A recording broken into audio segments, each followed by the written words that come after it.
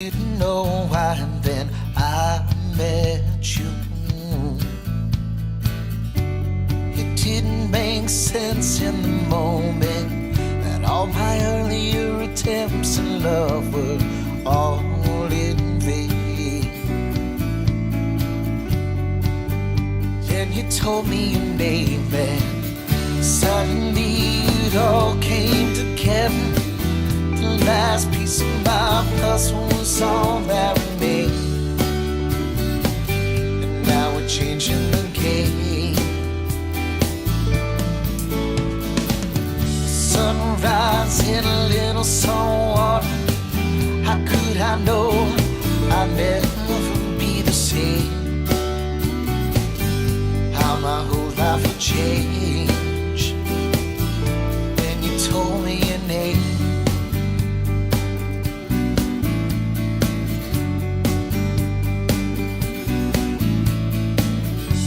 My eye, I thought you were out of my league. Your pretty face, your pretty smile was all I could see. It didn't make sense in the moment that every time that I looked, you were looking at me. Then I knew right where I wanted to be, and suddenly it all came together.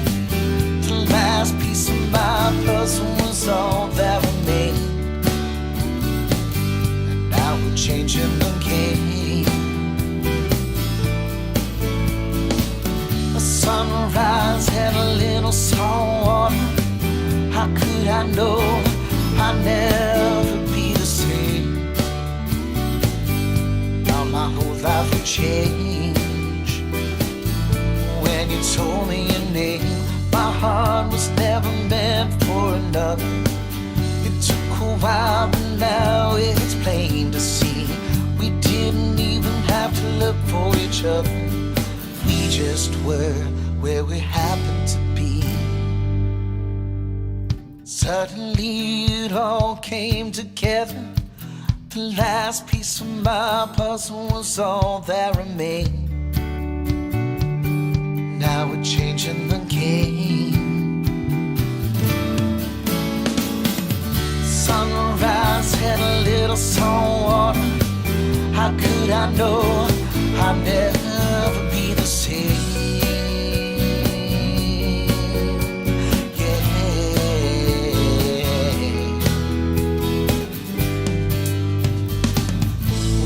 Told me your name. Yeah.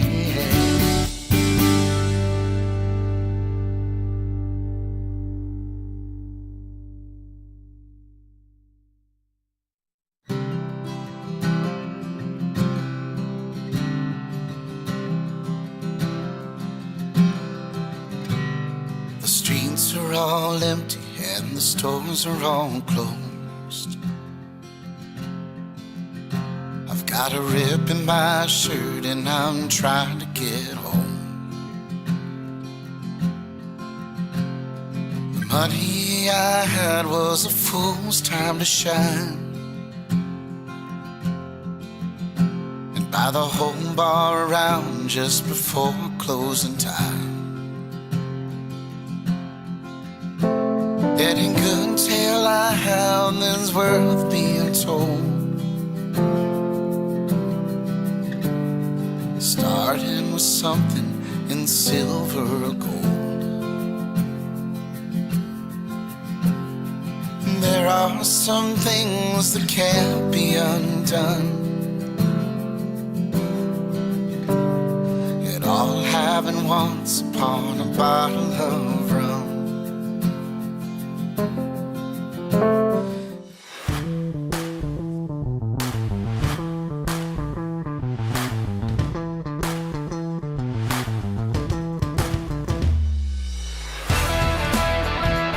You're listening to the Jams and Coffee Morning Show with your host, Brad Brock.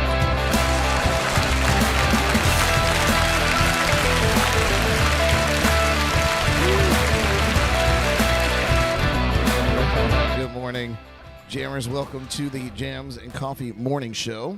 I am your host, Brad Brock, and we are on the day after our annual Halloween party.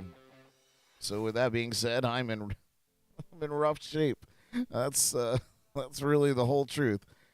It was a bit of a struggle to get up this morning, but I'm certainly glad to be here with all of you tuning in on YouTube, Facebook, or listening in on JNC Radio via the Live365 app. Wherever you're tuning in, please give us a subscribe and follow. What a night last night. I'll get more into it a little bit, but I thank all of you that tuned in to our third annual Halloween Spooktacular. It was crazy. But as I said, I'll get into that in just a little bit.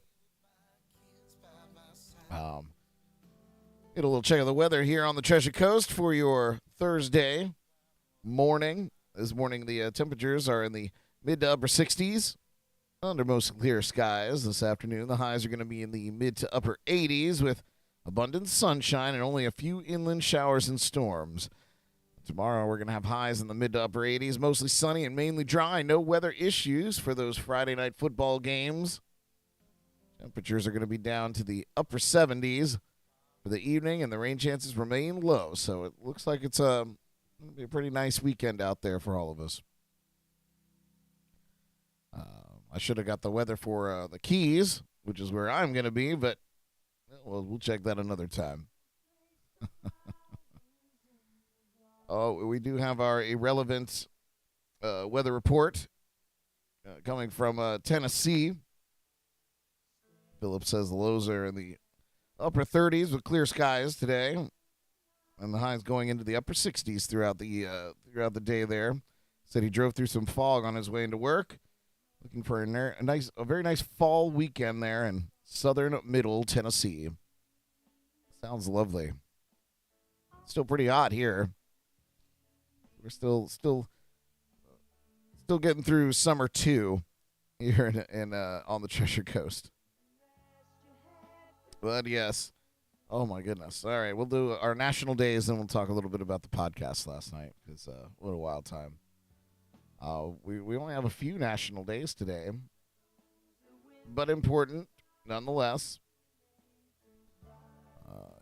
This is the day for those little furry animals that have a bad stigma around this time of year. It's National Black Cat Day.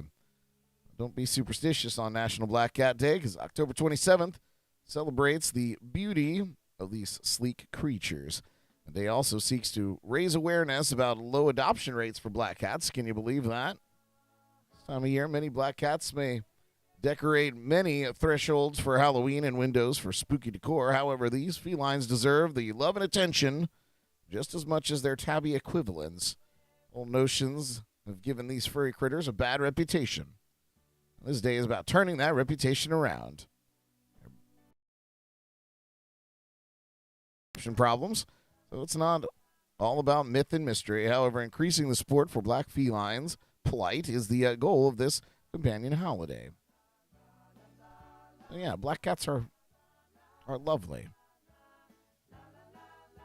You should go and adopt one today. In fact, I'm going to adopt a black cat today. That's what I'm going to do. I was waiting for Jordan to come around the corner. It scolds me. No. Yeah, there we go. There she is. No pets. No pets today. All right. What else do we have here on the National Day list? It's Navy Day. Yes. Salutes all our military personnel who've served both past and present in the U.S. Navy.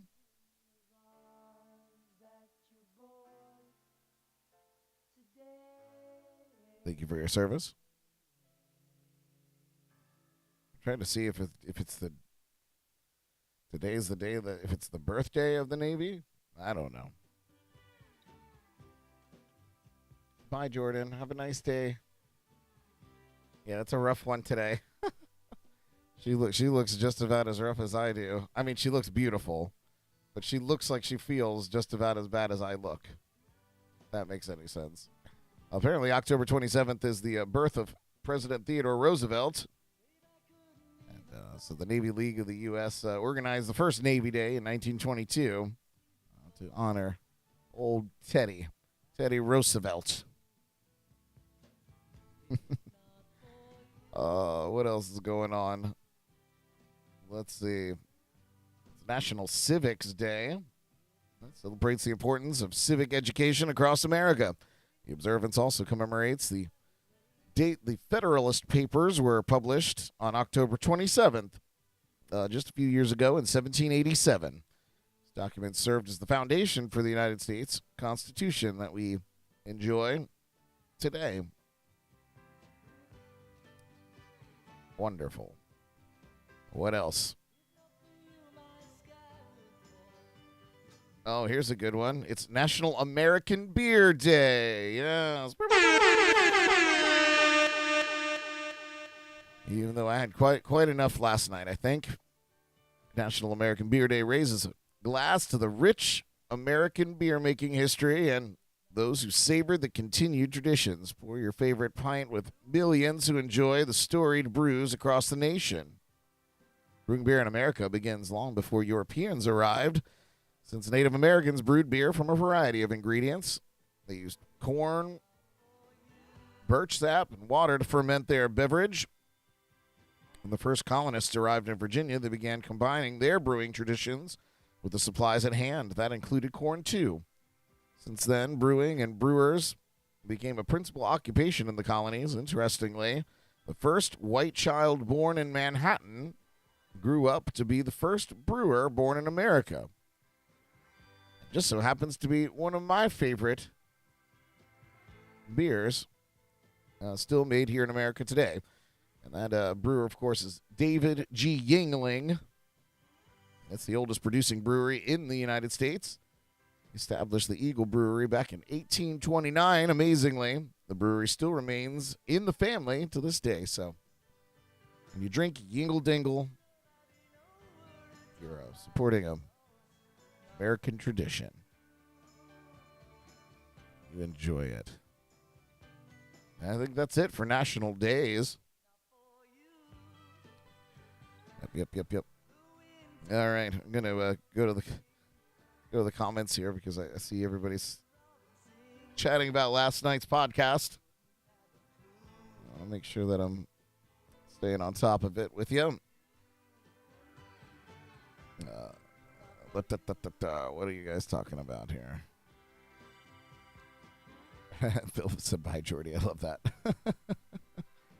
Yeah, iced. Oh, Philip. So, yeah, man, when you get iced, I mean, it was something that I learned in college,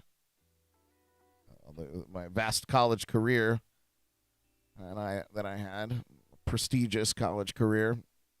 Yeah, when somebody hands you a Smirnoff Ice beverage anywhere, you're supposed to get down on your knee and drink the whole thing as fast as you can.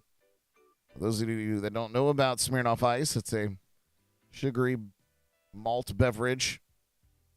It'll give you a tummy ache for sure, especially if you drink it like that. But great marketing, I guess, for Smirnoff. I don't remember the last Smirnoff Ice that I drank where I was like, oh, this is just a lovely drink. I'm going to sip on this. No. It's always a smash and grab. Yeah, that's what happens when you get iced. And that was what happened during the podcast, during the segment, What's in Derek's Box, which on another level was a really step up. There was some really great stuff in Derek's box, including the very first thing was Savannah got iced immediately, straight out of the gate. Reached in and grabbed a Smirnoff Ice, and she was a champ. Got down on a knee and took it down. But, yeah, Derek had some great stuff. I hope that you guys go back and watch the re-upload. We did have a little technical snafu.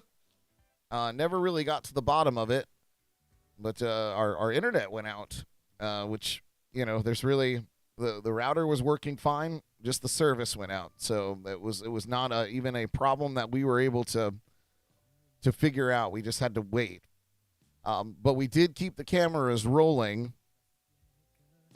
We did keep the cameras rolling during that little blackout period. So we got some great, perhaps behind the scenes footage that we'll share with you when I put the show back together. So when the show comes back together, it'll be cut down for time a little bit and much easier to watch because we had quite a few segments.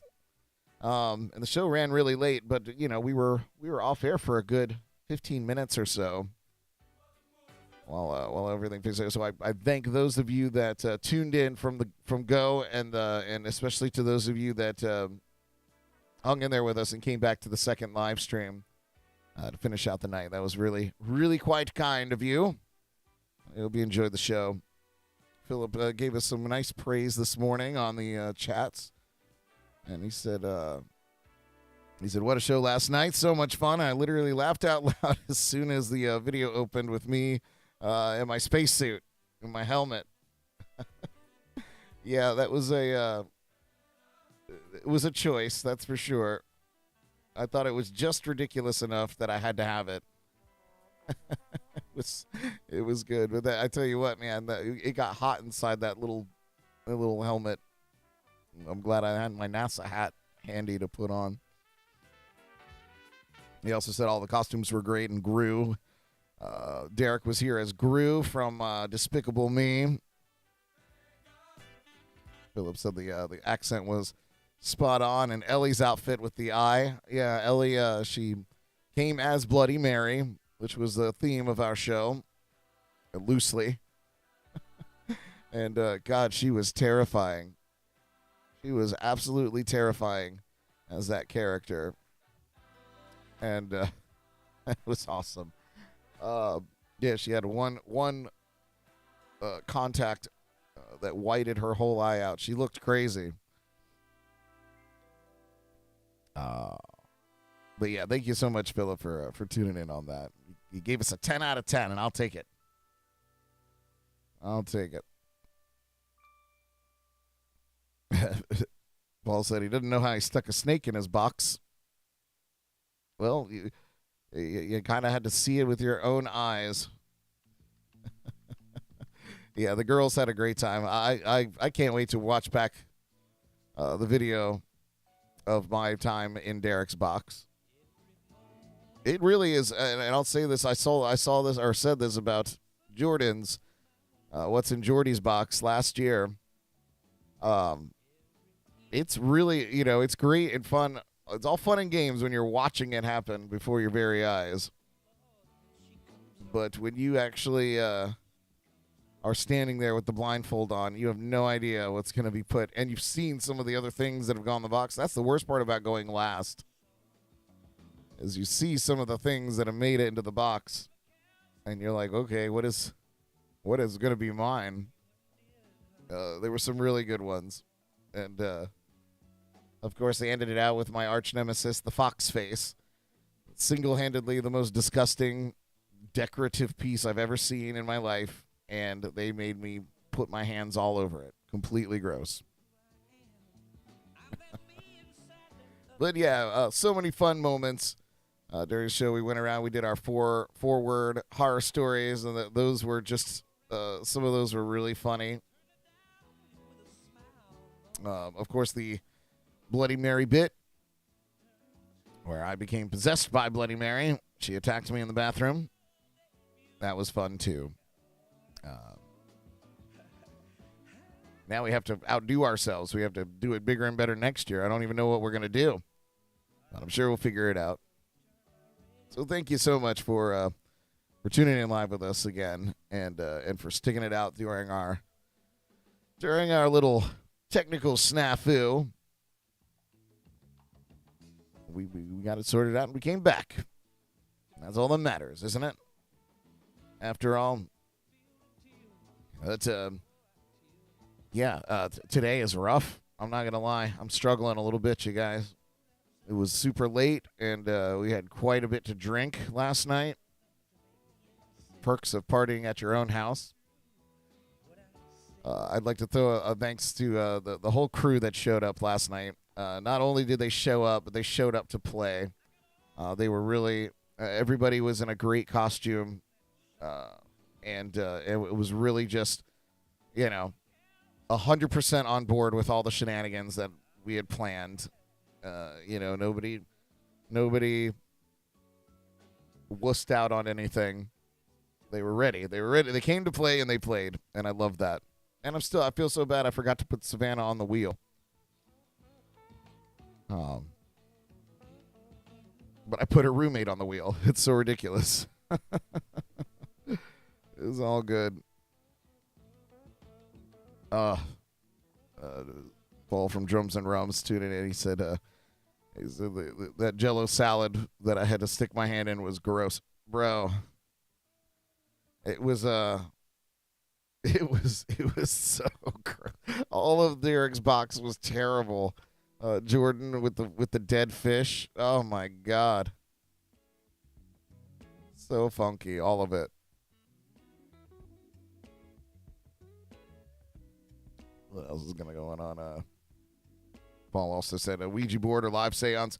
The reason that we didn't go full on into Bloody Mary was I was not interested in summoning that demon into my house. And then I'm a relatively superstitious guy. I'm not super hocus pocusy, but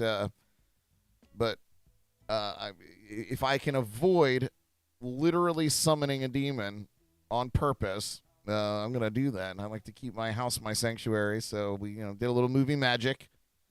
We summoned the spirit of her in a different way. It worked out pretty well. Would have worked out better if we wouldn't have had an internet snafu, but because that clearly gave me time to drink more. But yeah, Pam, right? She says she's with me. I don't mess with that stuff. Philip said the tarot card reading was interesting. That was the operative word last night. Everything was very interesting. But she did good on those, didn't she? I often, consult her. She's been a practicing Wiccan for as long, 20 years. I remember when she got into it when we were kids and had books and the whole 9 yards, and she really got into the whole culture, that Wiccan culture, and she, found peace in it. I think it was great. So she's, been practicing and all those kinds of things, and she's been reading tarot cards for forever. Although she'll always call herself out for using the book, but hey, that's a lot to remember. Especially she, many tarot cards, traditional tarot cards that you get, kind of have the meanings written out on the cards themselves, so that's an easy reference. But she always says the cards that she uses were gifted to her by somebody that passed away.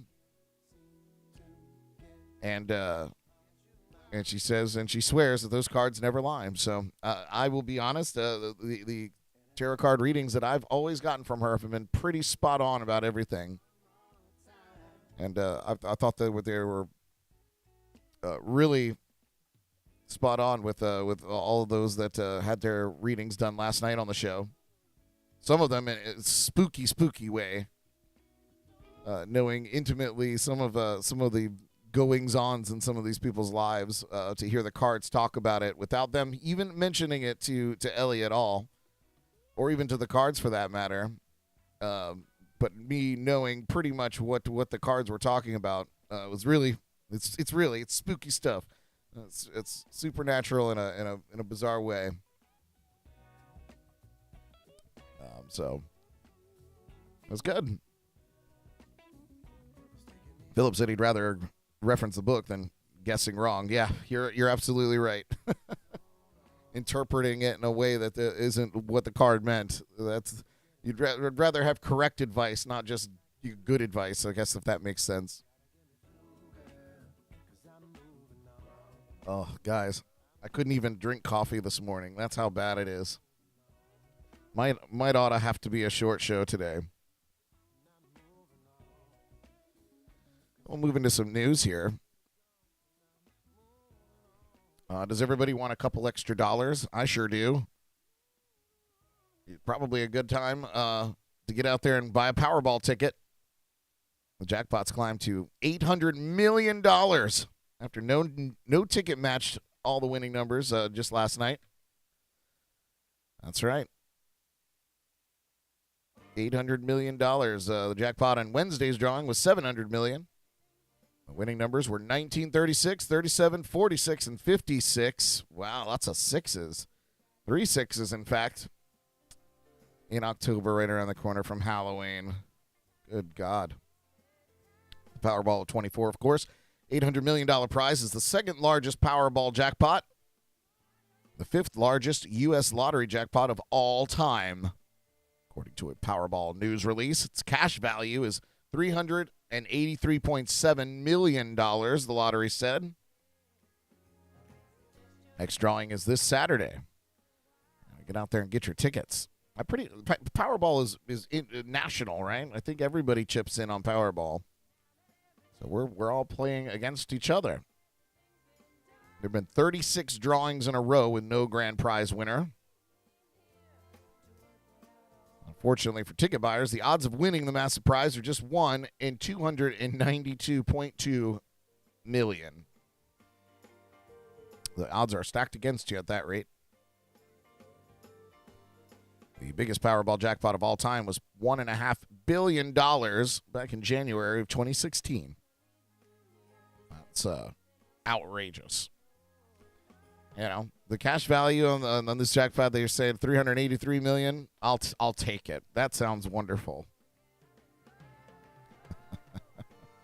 Yeah, who's going to get out there and buy a Powerball ticket? I'm probably going to go and pick one up today. And each and every one of you are going to get a special prize if I win. Oh, man. Philip said he's never done a card reading or a palm reading. Pam said she has. I tell you, you know, I don't necessarily want to always know the future, but, you know, the cards aren't all-seeing. They don't, per se, tell you the future. They just kind of give you a guide through whatever it is, whatever question it is that you have for the cards. You know, so they kind of give you just a little bit of an outlook. Maybe give you some insight that you're not doing things right or you're doing things exactly right and you should carry on. It's good. You know, the truth is, whether you believe in this stuff or not, affirmation, self-affirmation is a very, very powerful tool. You know, the brain, if you tell the brain, this is what I should be doing and I'm happy to do it, you'll feel that through your whole body and carry on doing what you're doing. That's science. Everything else aside, the cards, I feel like, you know, even if you're not a true believer, it could be a placebo enough to get you through a tough time, give you some hope. Although the cards aren't always of hope. Like sometimes you get some readings that are really troublesome.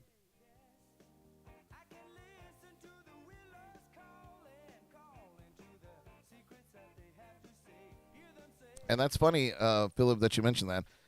Philip said Pam will have to seek Ellie next time we're down and have a long reading since not in a podcast stream. The thing about the cards is that they're universal. So she could literally talk to you over a text message. She's done readings for me over a text message. It's just what, you know, like you connect energies in a way, and you play the cards. It's universal. You don't have to even be sitting next to the person. That's why you can call the 800 number or a 900 number and get a reading from a psychic across the world. She could do that too. Yeah, sometimes, and I'll be honest, sometimes if I have questions about things, I'll hit her up and see what she's doing and see if she could do a quick reading for me. Make sure everything's copacetic. And in many ways, or many times, the cards are accurate. So if you're genuinely interested, I'll talk to her and see what we're doing, and maybe we'll get her doing for you on a upcoming podcast. Oh, what else is going on? Oh, here's some other good news. A monstrously large, potentially hazardous asteroid will zip through Earth's orbit on Halloween. Great. Newly discovered potentially hazardous asteroid, almost the size of the world's tallest skyscraper, is set to tumble past Earth just in time for Halloween, according to NASA. The asteroid, called 2022 RM4, has an estimated diameter of 1,083 and 2,428 feet, just under the height of Dubai's 2,716-foot tall Burj Khalifa, the tallest building in the world. It'll zoom past our planet at around 52,500 miles per hour, or roughly 68 times the speed of sound. Oh, just, not super fast, but just 68 times the speed of sound. At its closest approach on November 1st, the asteroid will come within 1.43 million miles of Earth, around 6 times the average distance between Earth and the Moon. By cosmic standards, it's a very slender margin. NASA, of course, flags any space object that comes within 120 million miles of Earth as a near-Earth object and classifies any large body within 4.65 million miles of our planet a potentially hazardous one.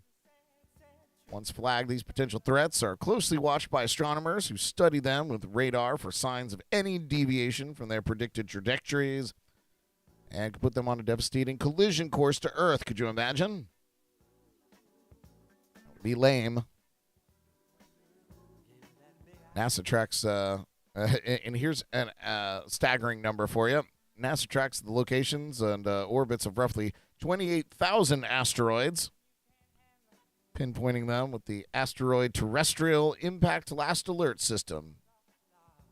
Anybody tell me what that spells out? An array of... What am I doing? Oh, yes. It's Atlas, by the way. It's an array of 4 telescopes able to perform a total scan of the entire night sky every 24 hours. That's pretty cool. Since Atlas was brought online in 2017, it's spotted more than 700 near-Earth asteroids and 66 comets.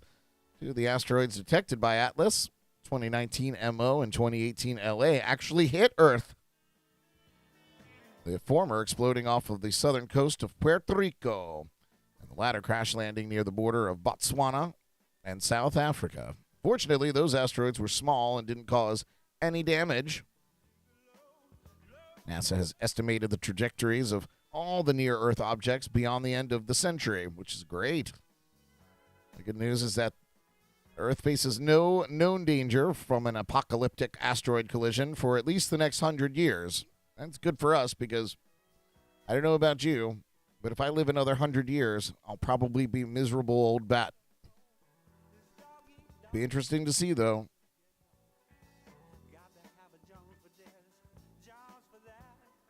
Be interesting to see. China has also suggested it's in the early planning stages of an asteroid redirect mission by slamming 23 Long March 5 rockets into the asteroid Bennu, which is set to swing within 4.6 million miles of Earth's orbit between the years 2175 and 2199. The country hopes to divert the space rock from a potentially catastrophic impact with our planet. Good for them. Anybody want to stick around till 2175 to see it?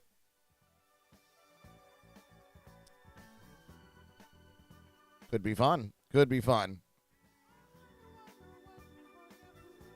I'll take a quick music break here, and then we'll come back with a couple. I have a few music news stories here. Some were pretty interesting, and I'll have some celebrity birthdays for you. I don't have a top 10. There was nothing really that great. I think we're going to be pretty close to time anyway. So stick around, you guys. I appreciate you so much for tuning in with me this morning and and being kind to me as I kind of muster the strength to get through this morning. But you make it much, much easier to do so. Here's one from Patrick Coles and Allegra Miles. This is Ecstasy. You are listening to Jams and Coffee in the Morning. We'll be right back.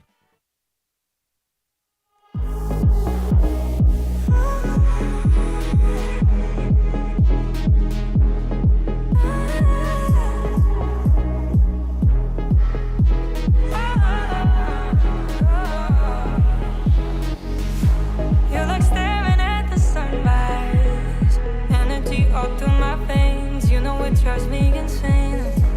It's the way you look in my eyes, hit me like a hurricane. Way it feels I can't explain. Staring at the sunrise, energy all through my veins. You know it drives me insane. It's the way you look in my eyes, hit me like a hurricane. Way it feels I can't explain. Addicted to your energy, need your love and constantly all the things you do to me. Addicted to your energy, need your love and constantly all the things you do to me.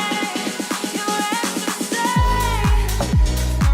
it's the way you look, way you look, it's the way you look in my eyes,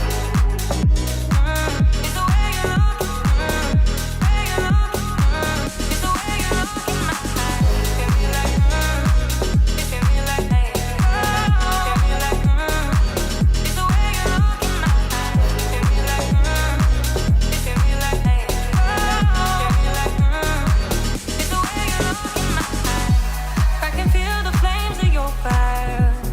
Something about you's dangerous, I can never get enough. You keep bringing me higher, I can't sleep, you keep me up. Something about you's dangerous, yeah. I can feel the flames of your fire. Something about you's dangerous, I can never get enough, yeah. You keep bringing me higher, I can't sleep, you keep me up. Something about you's dangerous. Addicted to your energy, need your love and constantly all the things you do to me. Addicted to your energy, need your love and constantly all the things you do to me. Your ecstasy, it's the way you look, way you look, it's the way you look in my eyes, it's the way you look, way you look, it's the way you look in my eyes. Get me like, get me like, get me like, it's the way you look in my eyes. Get me like, get me like, get me like, it's the way you look in my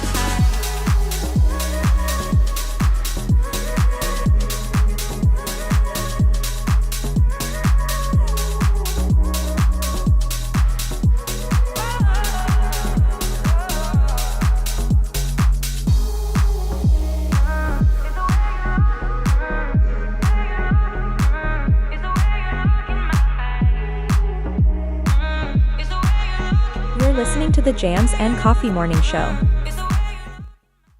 All right, yes, that was Patrick Coles with Allegra Miles. Ecstasy. Weird word to say.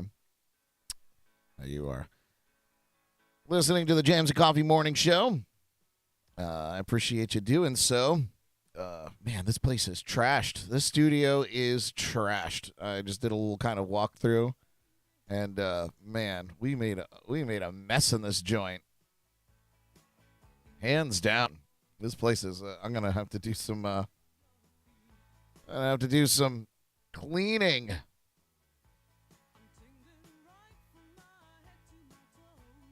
We had a great time last night. Genuinely, and it didn't even. I keep going, or not keep going back, but go back to the technical snafu. another time I would have thrown a huge fit over something like that. Like, we really, I feel like I've grown a little bit as a person. At least enough to say, that's something that's out of my control. And maybe that's what it was. It might have been a different story had had it been something that I messed up, some sort of technical fouling that was kind of my fault. But this was something that was completely out of my hands, and so sometimes you just have to throw your hands up and drink a beer bong. Good old beer funnel.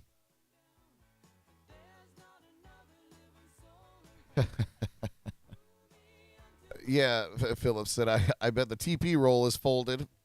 I do fold all my TP rolls. Anybody else do that? Let me know if that's a thing.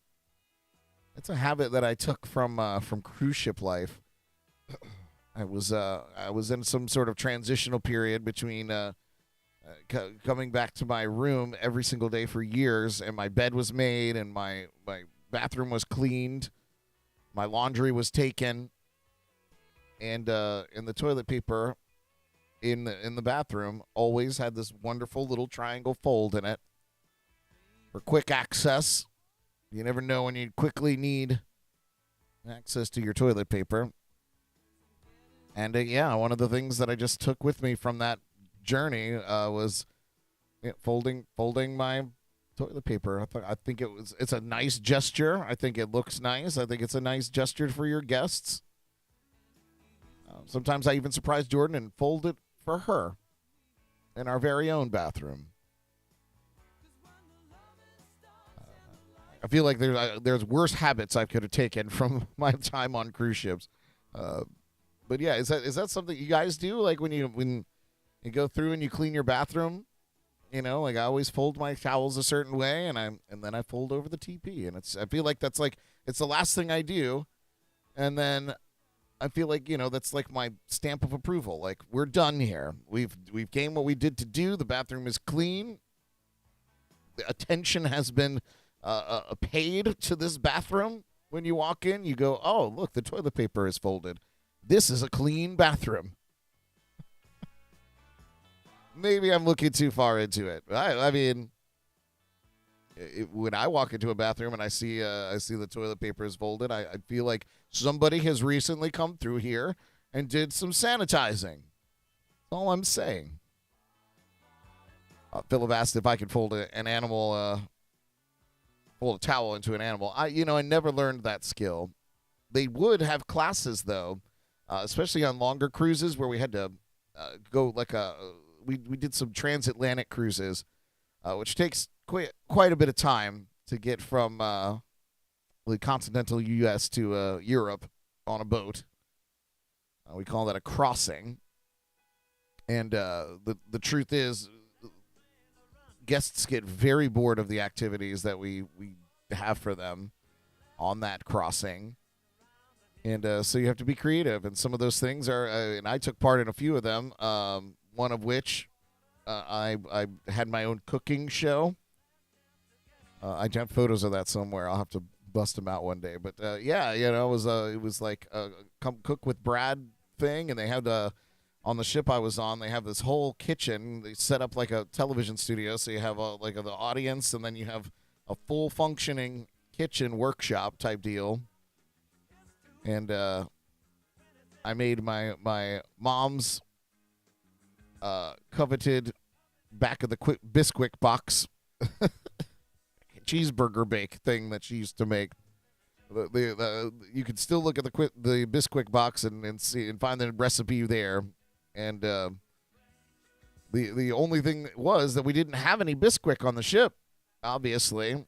But the kitchen staff were really, really great enough to put together a concoction of what Bisquick would be. And we worked with that. And yeah, I had an audience of people there watching me basically make something that I was reading off the back of a Bisquick box. And that's how that goes. Not sure where that story was going, but crossings, yes, we run out of things to do. And one of the classes that they had on the pool deck was how to fold towel animals. And I did not attend.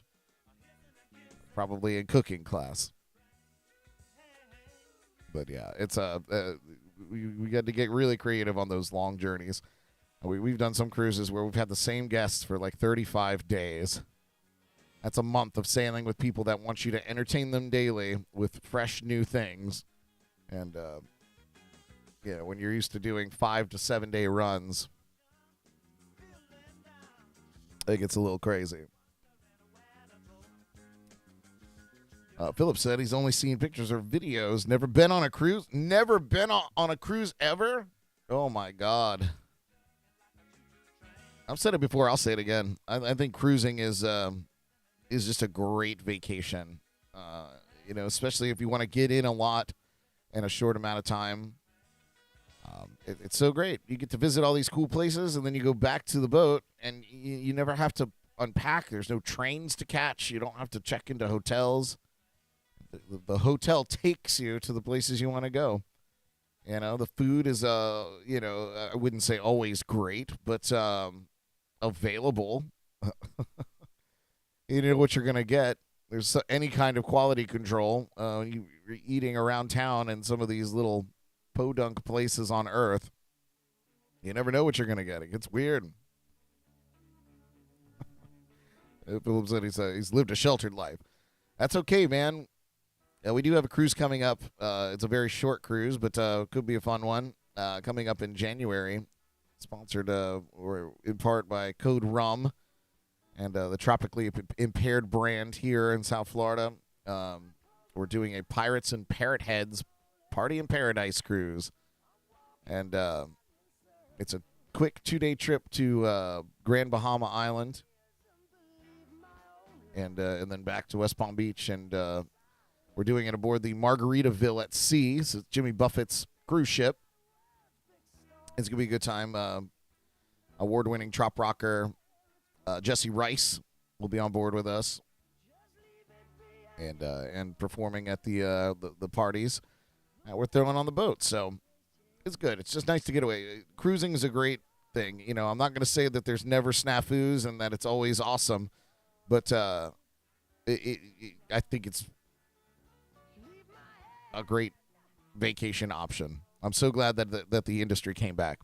I was really concerned about it through COVID, and I'm glad they figured it out. So, Pam asked if I've ever been out there in a bad storm. Yeah, we've skirted hurricanes, and you know, thankfully, the technology's come so far that you know a good captain can pretty much steer around storms. It's kind of a nice advantage of being in the ocean. But in some cases, you're on a time crunch. You have limited fuel. Maybe not limited. That's a terrible word to say. But you have a planned out amount of fuel. You can't take these massive detours and just burn through fuel. More for a money thing, not that you're going to run out of gas. But so sometimes, you know, you just kind of have to, like, go through it. And I remember we were doing an Atlantic crossing in the lounge that I was playing in, and I was playing a show in. They called it the Crow's Nest, and it was all the way forward on the very top deck of the ship. And it was really a cool venue because it was 180 degrees of big window.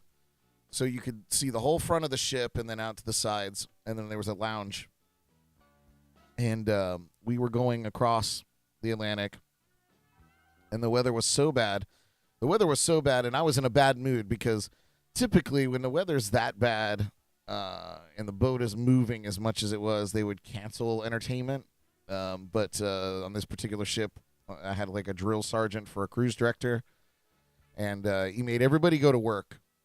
And I get his idea, you know, like guests will complain if there's nothing to do and they're being rocked all over the boat. So we give them something to do. But there was nobody in the Crow's Nest but me, the bartender, and Jesus. and I was like, "What? I don't know what I'm doing here," and it was bad. But the coolest thing I can remember is looking out of the front of the ship. You could see the bow of the boat, and you could see the ocean, and it looks crazy. Like, it looks like Perfect Storm, which you'd see in that film. And oh my God, you'd see the bow of the ship point all the way down. You see nothing but water, and then it would come up, and you'd see nothing but sky. And that went on for days. But it was crazy. Once like some bottles started falling off of the bar, and the bartender was like starting to pull bottles down, I was like, you know what? I'm done. I was like, they could fire me. What are they going to do? Fly me off of here in a helicopter? I'll take that flight home from Europe, no problem. They didn't fire me. In fact, they did cancel a lot of the entertainment options because of dangers like that. Like, things were flying all over the place. For somebody that has never been on a ship before, that would probably be traumatizing. For me, I'd been on a bunch of ships by that point, and so while you're always like, man, this is pretty rough. I would never think the worst. But what's worse than that was going through the Bering Strait. The wind is so strong. The trade winds are so strong in that area that when you sail through it, your ship actually, because it's basically a giant brick wall, it sails in on a list, right? So it's listing to one side, but not just for a little while, but for hours, if not the better part of a day. So bad that, like, people are walking sideways. People are tumbling over because you have to, like, the ship is leaning, so you have to kind of walk weird. There was a couple points where, oblivious people or, people that are just trying to live their best life, they would come, they would have their little plate of food. They would sit it on the table, and it would literally just slide right off. And you feel bad because it's just miserable. But at the same time, it's like, you don't understand what's going on here, do you? You don't know how physics works. But yeah, that was a great pastime for entertainers, was to have breakfast, drink coffee, and watch the guests just be oblivious and have no idea what they're doing in the restaurants and the buffets and whatever, and just kind of quietly poke fun at them. That's what we did for entertainment. That was our free entertainment. But yeah, I've never gotten seasick. There have been a couple of times where I've come close. I've seen people, like, walking in the hallways just, lose their lunch. But yeah, for the most part, honestly, most accidents with ships or incidents are because of stupidity, and people just not doing what they're supposed to do. But other than that, we're even the entertainers are pretty well drilled on safety things and all that stuff.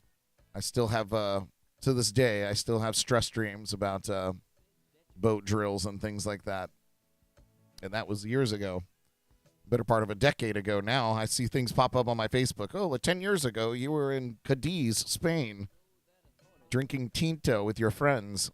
It's like, what? Is true. But yeah, all that aside, great vacation. And that brings us all the way back down to folding your toilet paper into a triangle. Try it. You might like it. It might impress your guests and your friends. And that took us basically to the end of the show here. Now, I just got a few quick stories to share with you. You might have heard yesterday from TMZ that Jerry Lee Lewis passed away. I'm here to tell you that's a lie. It actually did not happen. In fact, Jerry Lee Lewis is alive at his home in Memphis. TMZ, they made an error. because they previously reported that he had died yesterday. However, they updated their report with an apology, and it states Jerry Lee Lewis is not dead. As we previously reported, we're told the rock and roll legend is alive, living in Memphis. Earlier today, they were told by someone claiming to be Lewis's rep that he had passed away, and it turned out to not be the case. There you go, TMZ. Good on you for just taking the story and running.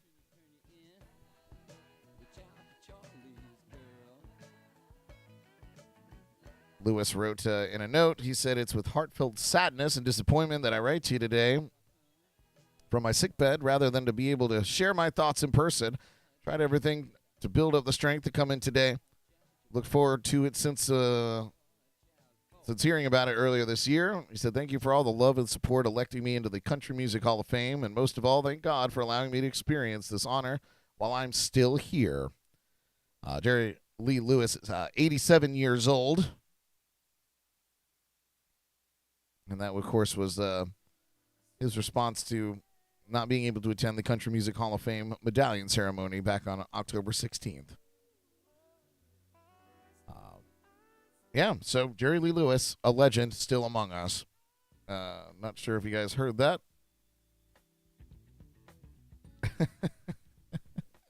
Philip said, "What a rabbit hole we just came up out of." And we're back. You gotta bring it all the way back around, you know. Tim Springer tuning in over on Facebook said the best cruise he was ever on. Stopped in Cuba for 2 days. Amazing destination. He said if you ever go, bring guitar strings or miscellaneous supplies for the musicians. Yeah, they don't get a lot of that stuff over there. I never did a cruise when cruising was able to go to Cuba at the time. I didn't do a cruise that went there. But that's an interesting point that you make, Tim. We did used to go to an island in the South Pacific, or on the way to, called Fanning Island. And it's one of the poorest places I've ever seen with my own eyes. The people there are wonderful. They rely almost exclusively on cruise ships for their supplies. Most cruise ships that stop there. It's literally a humanitarian stop. You know, guests will get off, and it's an opportunity for there's nothing there, by the way. There's nothing there at all, but people that live there. So, you know, guests get off, and they set up their little trinket huts and all their little handmade things, and guests buy them and spend their money.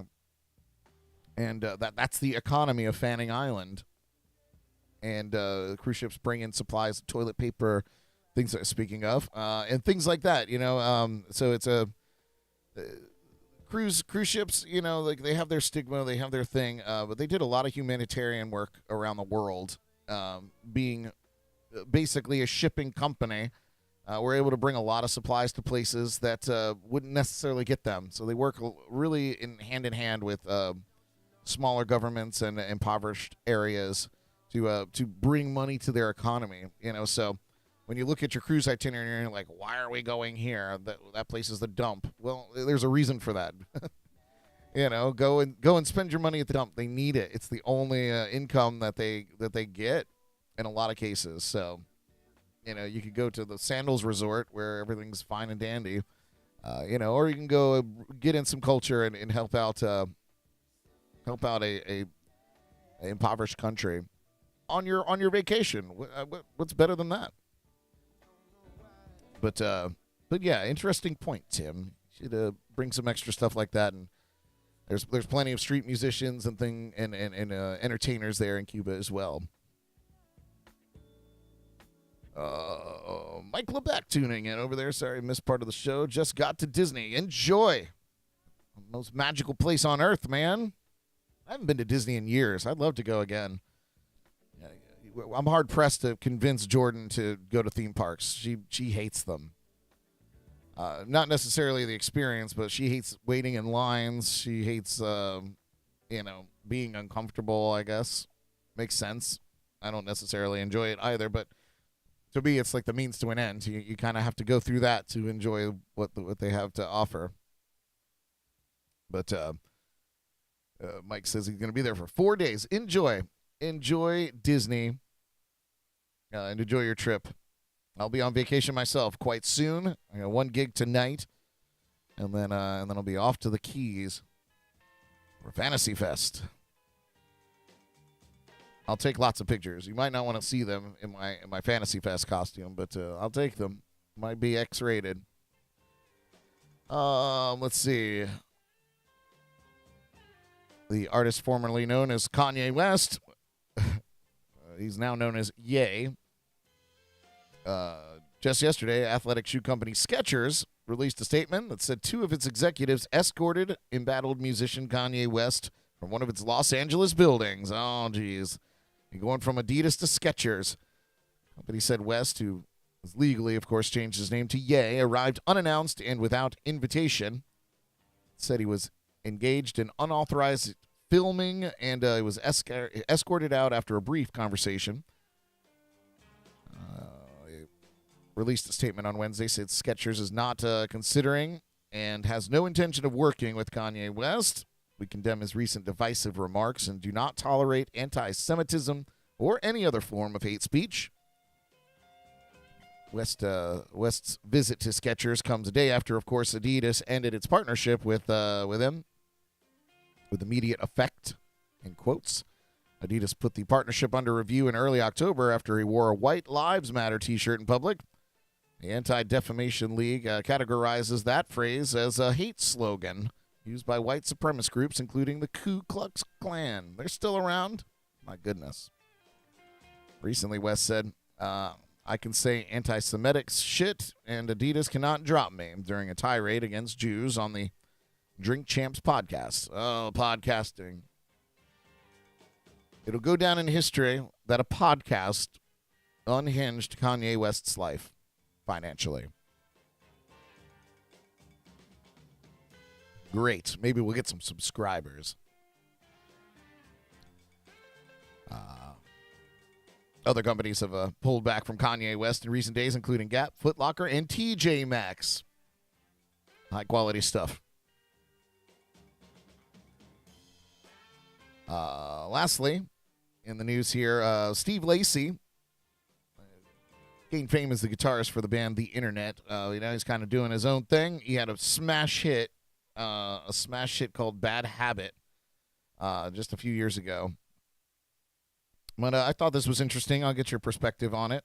Tim, if you're still listening as a musician, I'd like to get your perspective too. Earlier this week during a show in New Orleans, Steve Lacy had an unexpected moment. Now he's not explaining himself, but giving his thoughts on the matter. In a fan-filmed, there we go, footage of the singer during his show. He's hit by a disposable camera thrown on stage as he sings his number one hit, Bad Habit. Then someone hands him a disposable camera. It's not clear if it's the same one or if it was the one that was thrown. He then took it and smashed it on the floor. Now, while fans have come out both in support of Steve's actions and against them, the singer himself has now weighed in on Instagram. Make a long story short, he's not sorry. He goes on to say, my show's been fun as hell.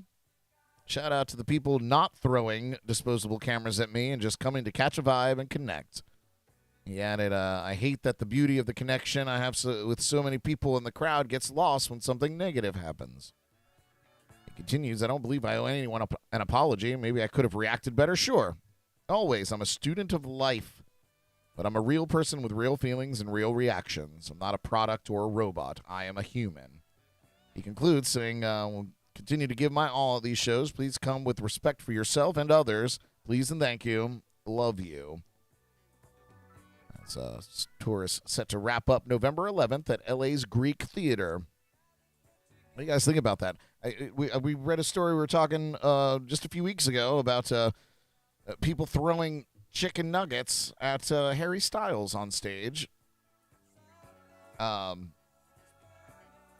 it's not the first time things have been thrown. I mean, I remember I was at a Buzz Bake Sale, which is a kind of a music festival that we used to have here in South Florida, and a band called Wheatus was performing, and they had one big mega hit But otherwise, we're relatively unpopular with everyone. I don't know if they knew what they were getting into, but the entire audience was booing their set. And so the guy kind of went on a tirade, and somebody chucked a beer bottle at him from the crowd. And it was at this moment that I think the amphitheater there went exclusively to the either cans or plastic cups or those, I don't know, bottle can things, those thermal cans like the Mick Ultras come in. And they did away with glass completely after that, I think. I don't think he got hurt, but, you know, like, you hear that stuff all the time. And, you know, but like this weird stuff, like, what, you throw a disposable camera, perhaps an inside joke, I don't know. But I find myself on the side of the artist. We just I had a rant about this just the other day. Don't get into my space, man. Like, let me do my thing and you do your thing. This is the arrangement. You know, I'm performing, you are listening. Let's respect. If you have no respect for yourself, that's on you. But respect the commitment we've made to one another tonight, and that's for me to sing you songs and you to respond however you want without disrupting that flow. I don't know. I think that's lame. No, I don't think he owes anyone an apology. Who's he going to apologize to? The faceless person that wung it at him? You know, Philip mentioned, I was just going to mention this, honestly. He said, sort of like the Blues Brothers dive bars they played, the chicken wire. I was just going to bring that up because it made me think of that. Made me think of that, too. Great flick, by the way. Blues Brothers. Chicken wire? So good. But, yeah, that's what's going on in the news world. Not a lot. We do have a couple celebrity birthdays. Kelly Osbourne, daughter, of course, of Ozzy Osbourne. She's turning 38 years old today. She pursued her own musical career, releasing songs like her cover of Madonna's Papa Don't Preach, which actually was really, really popular when she released it. 38 years old today. On the complete flip of 38, we have John Cleese turning 83 today. If you don't know John Cleese, he is the Monty Python comic actor and writer who played a role in A Fish Called Wanda. His most timeless works, though, include Monty Python and the Holy Grail, The Meaning of Life, and Life of Brian. As a voice actor, he played Samuel the Sheep in Charlotte's Web. John Cleese, among a billion other things. My goodness. You know, John Cleese is a legend. 83 years old today.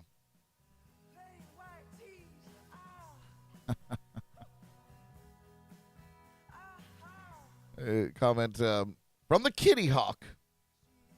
The Kitty Hawk, a wonderful sailboat. He asked disposable camera, did they have a time traveler from 1999 in the audience?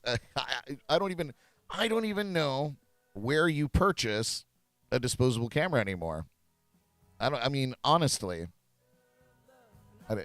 Which leads me to believe that it's some sort of inside joke or inside thing. You know, that unless you're in the culture of Steve Lacy fans, maybe you don't understand. You know, I don't know. It could be as simple as a bet. But, you know, how do you... Where do you find these disposable cameras?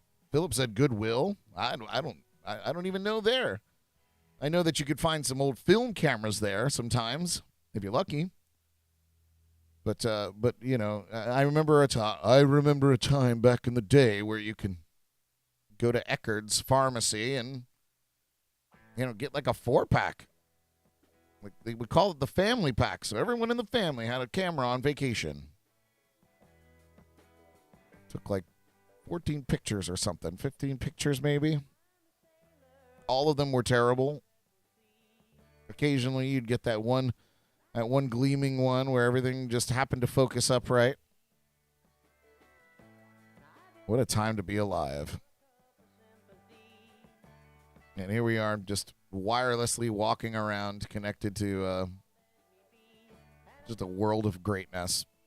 You can edit your pictures immediately on your phone and then upload them to all your friends and family in the world to see. And they can adorn you with likes. Anyway, you guys, I thank you so much. You really kicked off my day nice. Wonderful conversation with y'all this morning. I didn't know how it was going to go. Honestly, I thought I was going to be asleep at the desk here. But you guys give me life. I really, really appreciate it. I have decided that we will be doing the morning show tomorrow. So we're going to leave a little bit later to head down to the Keys, so we'll have time to do the morning show. So I'm postponing my vacation by an hour. So come and hang out with me again tomorrow morning, 8 a.m. for our TGIF edition of the Jams and Coffee Morning Show.